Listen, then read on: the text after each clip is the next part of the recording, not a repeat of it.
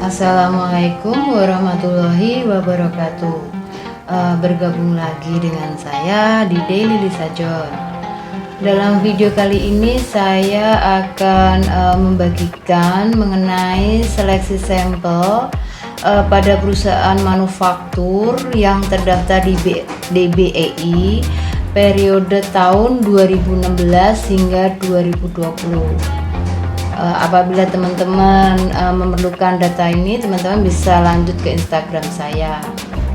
Yuk saksikan, jangan di skip-skip agar teman-teman mudah memahami dan cepat menyelesaikan penelitian kalian.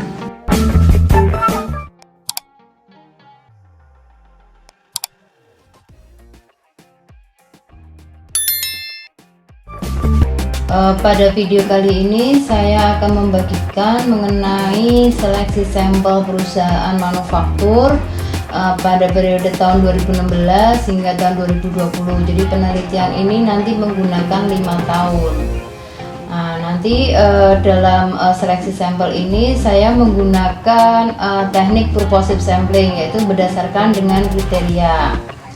Oke, adapun kriterianya di sini yang pertama itu adalah perusahaan yang terdaftar pada periode penelitian 2016 hingga 2020.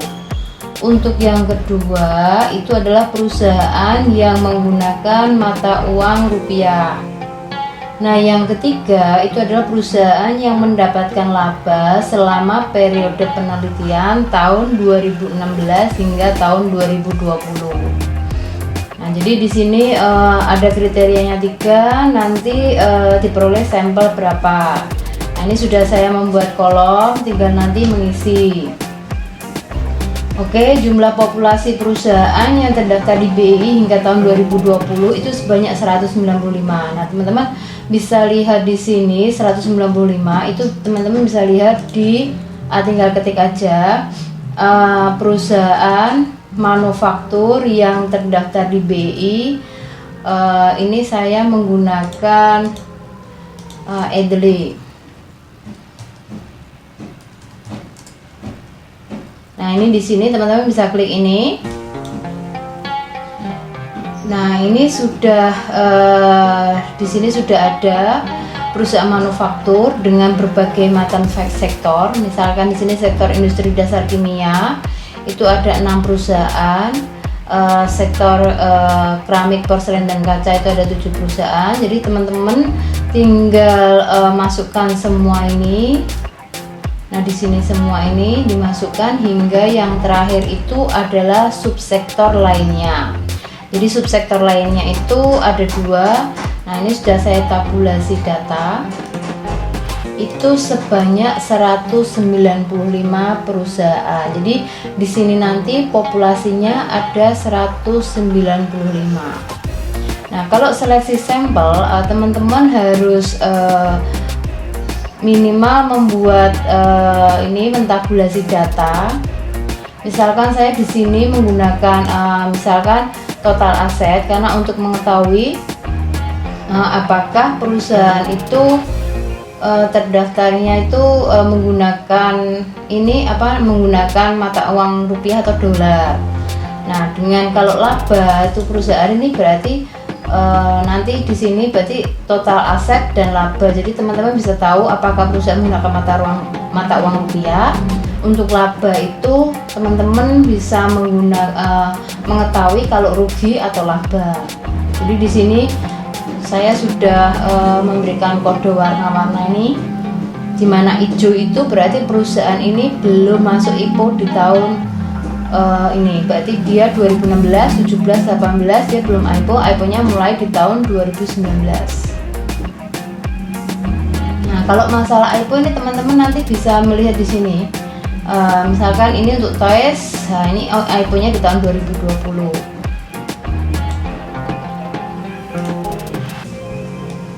Ini IPO-nya, misalkan di sini INTP, IPO-nya di tahun 89. Oke, berarti ini sayanya ini enggak dikasih hijau. Nah, misalkan yang hijau ini CAKK ini untuk nomor 9, CAKK ini dia IPO-nya di tahun 2018. Berarti di tahun 2018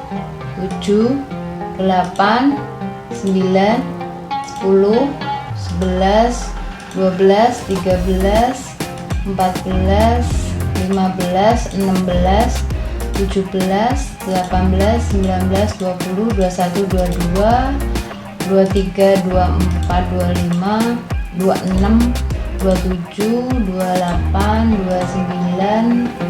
Oke, ada 29 perusahaan yang menggunakan mata uang dolar. Kalau enggak, ini tadi ada 143 dikurangi 114. Nah, ada 29 perusahaan. Di sini saya tulis ada 29 perusahaan. Oke, untuk yang kriteria ketiga itu perusahaan yang tidak mendapatkan laba, karena kriterianya tadi kan harus mendapatkan laba. Di sini bab 3-nya nomor 3-nya itu kan kriterianya bisa mendapatkan laba. Nah, terus seleksi sampelnya berarti kita mencari yang tidak mendapatkan laba. Oke. Nah, di sini yang tidak mendapatkan laba sudah saya kasih kode warna merah. Oke, ini gini. Saya hilangkan yang merah aja, nggak usah dihitung, nanti tinggal dikurangin jumlahnya aja.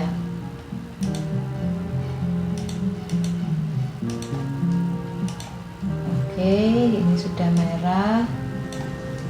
Ini merah, merah, merah, merah. merah sampai bawahnya, merah, ini merah,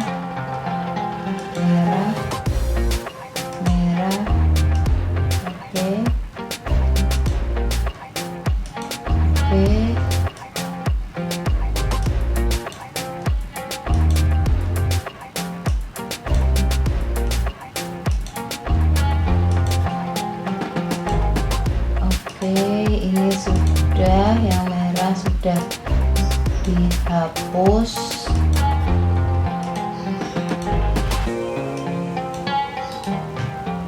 Dari 114. Nah, ini tinggal berapa?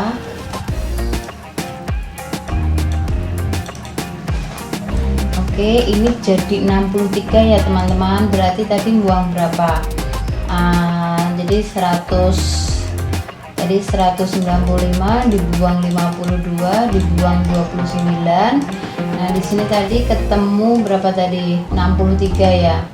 63 berarti tadi membuang 51 perusahaan yang mendapatkan rugi, yang mengalami rugi. Berarti di sini ada 51 perusahaan yang mengalami rugi.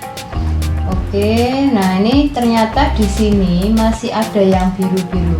Nah, biru ini saya perusahaan ini di biru ini tidak mempublikasikan laporan. Oh, ini ada merah, ada rugi satu lagi. Enggak terlalu di ini. Oke, ini tak buang lagi satu. Berarti ada 52 perusahaan yang mengalami rugi. Nah, yang biru ini, perusahaan ini ternyata tidak publikasi, jadi laporan keuangannya tidak ada. Oh, ini di BTX juga ada yang rugi, berarti ini tak buang lagi. Berarti di sini saya tambahin lagi ada 53 perusahaan.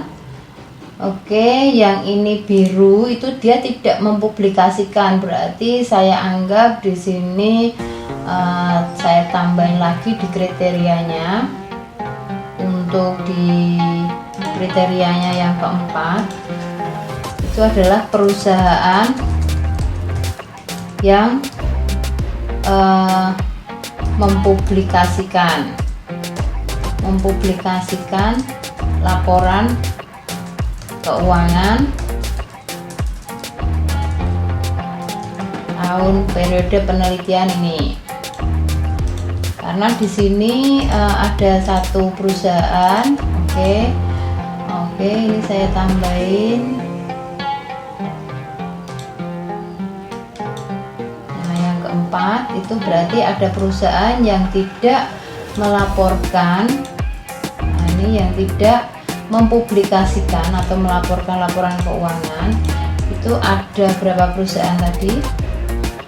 Di sini ada satu ya, yang biru ya. Oke, yang biru di sini ada satu, berarti di sini saya tulis satu. Ini, nah ini tinggal sampelnya ada berapa? Ternyata sampelnya ada 60. Oke, di sini ada 60, bener enggak 60? 195 dikurangi 52 dikurangi 29 dikurangi 53 dikurangin 1. Oke, benar ya. Jadi sampel penelitiannya itu ada 60 perusahaan. Nah, ini nanti total sampelnya itu berarti 60 perusahaan dikalikan periodenya itu 5 tahun. Jadi total sampelnya ada 300 observasi data. Oke.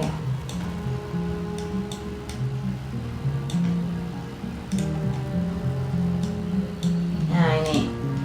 Jadi nanti teman-teman untuk M-nya itu sebanyak 300. Nah, demikian teman-teman sudah saya share mengenai hasil bagaimana cara mencari seleksi sampel periode tahun 2016 hingga tahun 2020 untuk perusahaan manufaktur yang terdaftar di BI. Semoga bermanfaat. Wassalamualaikum warahmatullahi wabarakatuh.